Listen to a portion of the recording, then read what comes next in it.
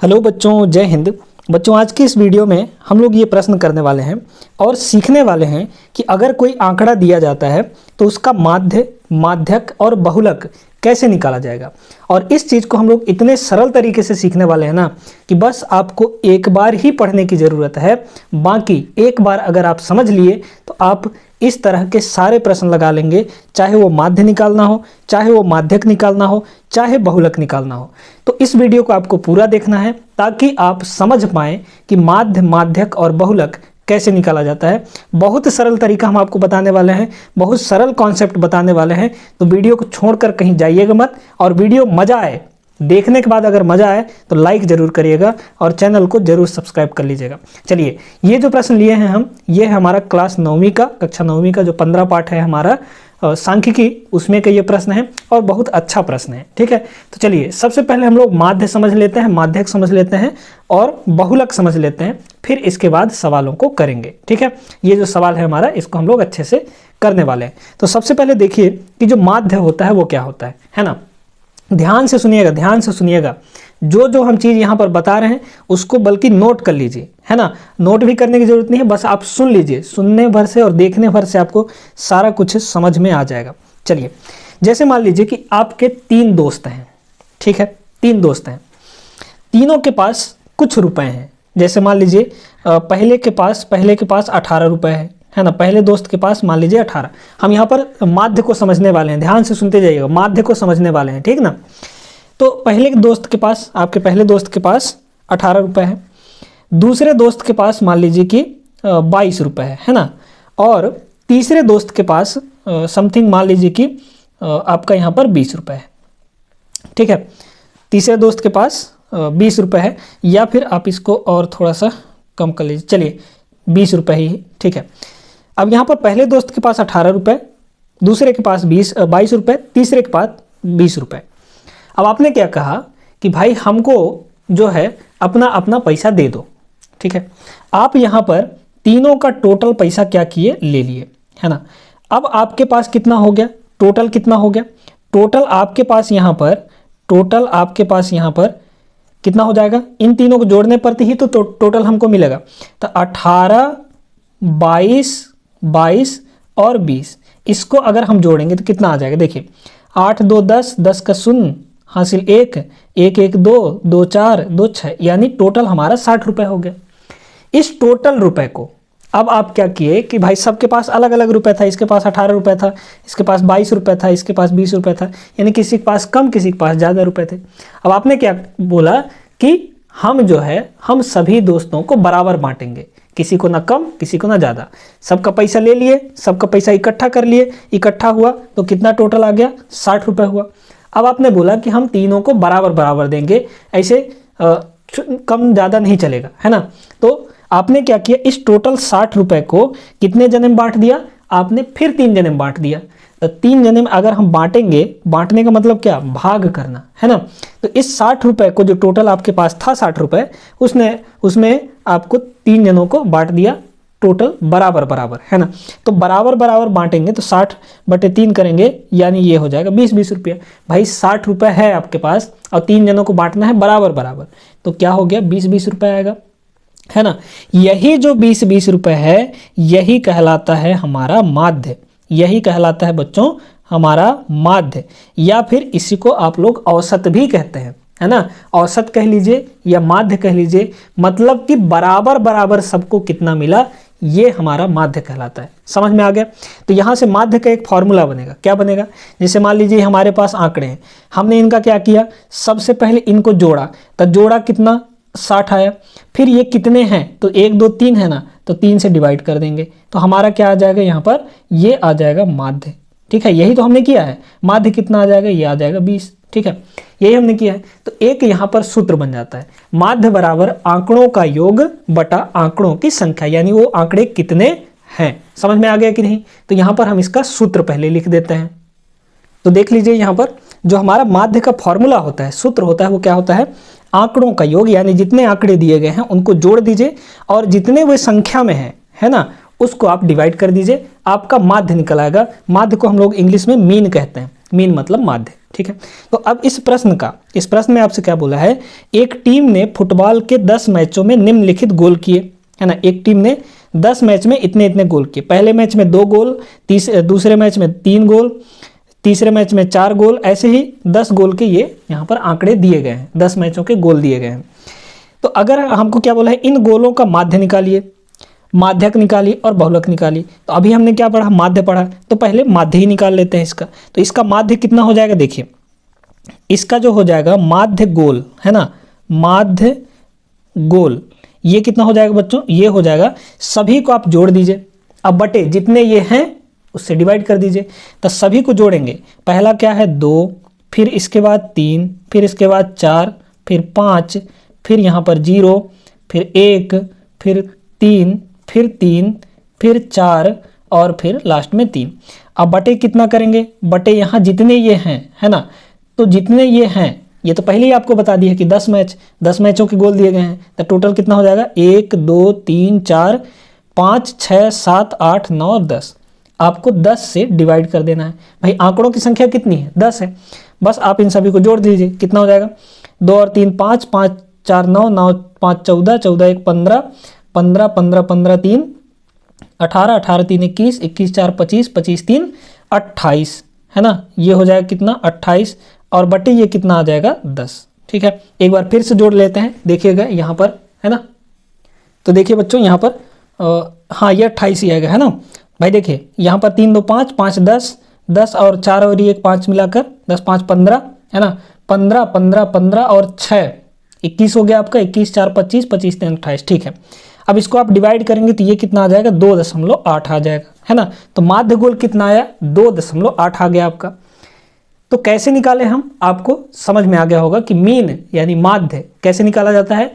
जितने हैं सभी को जोड़ दीजिए, पहले तो ऊपर में आपको जोड़ना है और नीचे में जितने उनकी संख्या है वो आपको डिवाइड कर देंगे तो आपका आंसर आ जाएगा। ठीक है, उम्मीद करते हैं कि आपको समझ में आ गया होगा माध्यक कैसे निकाला जाता है। अब हम लोग बात करते हैं माध्यक की। माध्यक में आपको बहुत बारीकी से, बहुत गहराई से आपको समझना पड़ेगा और हम आपको बहुत आसान तरीके से समझाएंगे। ठीक है, तो कहीं जाइएगा नहीं, माध्यक में सबसे ज़्यादा गलती होने का चांस रहता है। ठीक है, माध्य और बहुलक ये तो आसान है, लेकिन माध्यक में थोड़ा सा आपको दिमाग लगाना पड़ता है। वही ट्रिक हम आपको यहाँ पर बताने वाले हैं, कैसे करेंगे ध्यान से सुनिएगा।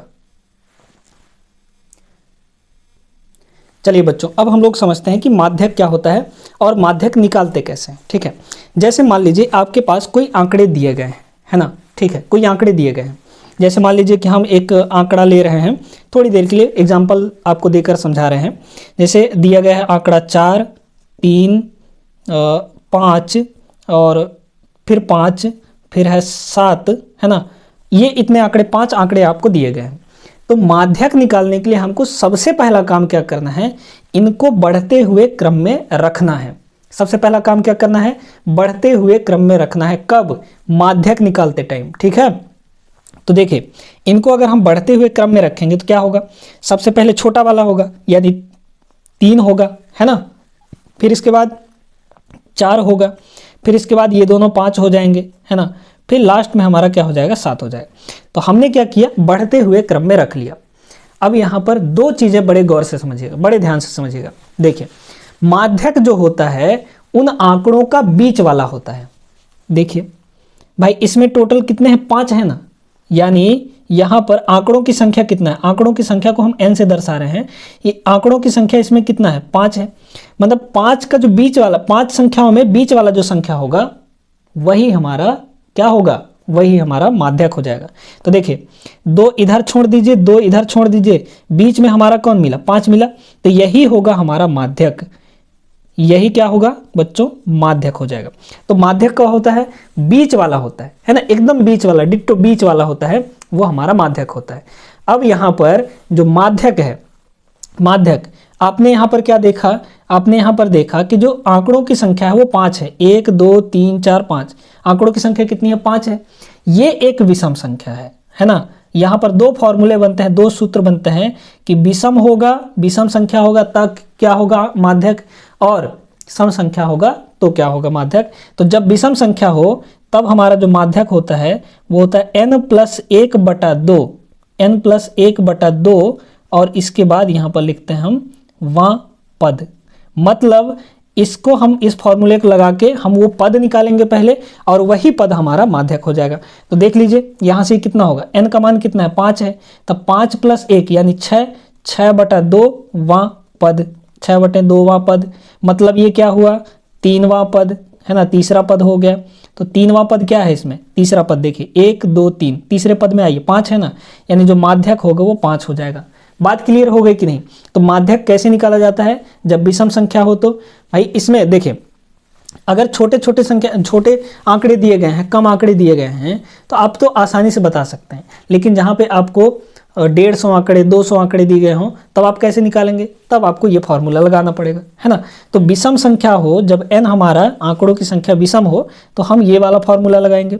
लेकिन यहीं पर अगर सम होता है, सम संख्या में, जैसे मान लीजिए आंकड़ों की संख्या 6 हो गया, आंकड़ों की संख्या 10 हो गया, आंकड़ों की संख्या 12 हो गया, है ना, 12 आंकड़े, जैसे इस प्रश्न में ही आंकड़ों की संख्या 10 दी गई है, तो माध्यक कैसे निकालेंगे, ध्यान से उसको भी सुनिए, देखते जाइएगा। अब देखिए सम संख्या वाला जो है इसी प्रश्न को लेकर हम लोग समझते हैं, ठीक है। तो यहाँ पर अगर हमको माध्यक निकालना है तो क्या करेंगे, सबसे पहले इनको बढ़ते हुए क्रम में लिखेंगे। तो बढ़ते हुए क्रम में लिख दीजिए, सबसे पहले क्या होगा 0 होगा, फिर इसके बाद 1 होगा, है ना, फिर इसके बाद हमारा 2 होगा, फिर इसके बाद 1 2 3 4, 4 को 3 दिया है ना, 1 2 3 और 4, ठीक है। फिर इसके बाद 3 के बाद 4 आएगा, तो यहाँ पे लिख दिया 4 हमने। फिर इसके बाद क्या आ जाएगा 5 आ जाएगा, है ना। ये इतने ही होंगे। अच्छा 4 2 बार है, 4 2 बार है तो 4 को हमने 2 बार लिख दिया। फिर यहाँ पर 5 है तो 5 को हमने 5 लिख दिया। अब देखिए 10 हो गए कि नहीं, 1 2 3 4 5 6 7 8 9 और 10, ठीक है, 10 हो गए। अब यहाँ पर जो नंबर ऑफ डाटा है यानी आंकड़ों की संख्या वो कितनी है, ये है हमारे पास 10, और ये जो 10 है क्या है, एक सम संख्या है कि नहीं, बिल्कुल सम संख्या है। तो सम संख्या होगा तो आप देखिए अब इसमें तो आप बीच वाला नहीं निकाल सकते, ऐसे ही नहीं निकाल सकते भाई। देखिए इधर 4 छोड़ेंगे, इधर 4 छोड़ेंगे तो आपको तो बीच में 2 पद मिल गया, है ना, बीच में कोई एक पद तो नहीं मिला ना, बीच में 2 पद मिल गए। अब जब बीच में 2 पद मिल जाते हैं तो आपको क्या करना होता है, इन दोनों को माध्यक निकालने के लिए अब यहाँ से माध्यक कैसे निकालेंगे भाई, अब तो 2 मिल गया, 1 रहता तो माध्यक वही हो जाता। अब माध्यक निकालने के लिए क्या करते हैं, इन दोनों को जोड़ के 2 से भाग कर देते हैं, जो भी बीच में 2 आया है उन दोनों को जोड़ के 2 से भाग कर देंगे। तो इसका माध्यक कितना हो जाएगा बच्चों, ये हो जाएगा हमारा 3 + 3/2 यानी 3 3 6, 6/2 मतलब 3, ठीक है, 6/2 मतलब 3। तो इसका जो माध्यक है वो कितना हो जाएगा, 3 हो जाएगा। अब इसके लिए फॉर्मूला क्या बनता है, इसके लिए फॉर्मूला बनता है n/2वां पद, है ना, n/2वां पद और प्लस इससे एक अधिक, है ना भाई। जैसे n/2वां पद करेंगे मतलब n का मान कितना है 10, 10/2 यानी 5वां पद। तो देख लीजिए 1 2 3 4 5 यानी ये 5वां पद हुआ, 5वां पद से एक अधिक जाएंगे यानी 6वां पद, दोनों को ले लीजिए, है ना। तो n/2वां पद और इससे अगले वाले को यानी n/2 + 1 करेंगे तो अगला वाला हमको मिलेगा ये वाला पद, है ना। इन दोनों पदों को आप जोड़िए, मतलब दोनों बीच वाले पदों को जोड़िए और /2 कर दीजिए। तो दोनों बीच वाले पदों को हमने जोड़ा और /2 कर दिया तो आपका माध्यक निकल कर आ जाएगा। तो अगर सम संख्या रहेगा तो आपको ये वाला फॉर्मूला लगाना है, लेकिन अगर विषम संख्या रहेगा तो आपको सीधे करना है n + 1/2वां पद, है ना, समझ में आ गया, यानी सीधे सीधे आपका बीच वाला माध्यक हो जाएगा। उम्मीद करते हैं कि ये चीज़ भी आपको समझ में आ गया होगा कि माध्यक कैसे निकाला जाता है, ठीक है। अभी तक वीडियो में मज़ा जरूर आया होगा। अब एक चीज़ हमारा बचता है क्या, बहुलक, ठीक है। बहुलक को भी ध्यान से समझ लीजिए। यहीं पर देखिए जो हमारा बहुलक होता है ना, बहुलक बहुत आसान है। बहुलक आप सिर्फ देख कर बता सकते हैं कि इसका बहुलक क्या होगा। बहुलक वो होता है जो आंकड़ा सबसे ज़्यादा बार आया होता है ना, जो संख्या सबसे ज़्यादा बार होता है वही हमारा बहुलक हो जाता है। अब यहाँ पर देखिए 0 जो है एक ही बार आया है, 1 जो है वो भी एक ही बार आया है, 2 जो है वो भी एक ही बार आया है, लेकिन जो 3 है 1 2 3 4, 3 जो है 4 बार आया है, 4 जो है 2 बार आया है, 5 एक ही बार आया है। सबसे ज़्यादा बार यानी सबसे ज़्यादा संख्या किसकी दिख रही है, 3 की दिख रही है। तो बहुलक जो हो जाएगा यहाँ पर वो 3 हो जाएगा। बात समझ में आए। तो बहुलक बहुत आसान है। बहुलक में देखिए कि किसकी बारंबारता सबसे अधिक है। बारंबारता का मतलब होता है कि कौन संख्या सबसे ज़्यादा बार आया है, आंकड़ों में कौन सी संख्या सबसे अधिक बार आपको दिख रही है, वही हमारा बहुलक हो जाता है। बात समझ में आया? बहुलक को इंग्लिश में कहते हैं मोड, ठीक है। बहुलक को क्या कहते हैं बच्चों? मोड कहते हैं, ठीक है ना। तो बहुलक समझ में आ गया आपको, माध्यक समझ में आ गया और माध्य भी समझ में आ गया इस वीडियो के अंदर। अब आपको कोई भी सवाल दे देगा, उसमें आप नहीं फंसेंगे, गारंटी है ये। अगर ये वीडियो आपने ढंग से देखा है शुरू से लेकर अंतिम तक, एक एक पॉइंट आपने अच्छे से समझा है, तो अब ऐसा प्रश्न आपसे नहीं छूटेगा, ठीक है। चलिए, तो आज की इस वीडियो में इतना ही। उम्मीद करते हैं कि वीडियो आपको पसंद आया होगा और सारी चीज़ें आपके समझ में भी आ गई होंगी। मिलेंगे हम लोग अगले वीडियो में ऐसे ही धमाकेदार वीडियो लेकर, तब तक के लिए जय हिंद।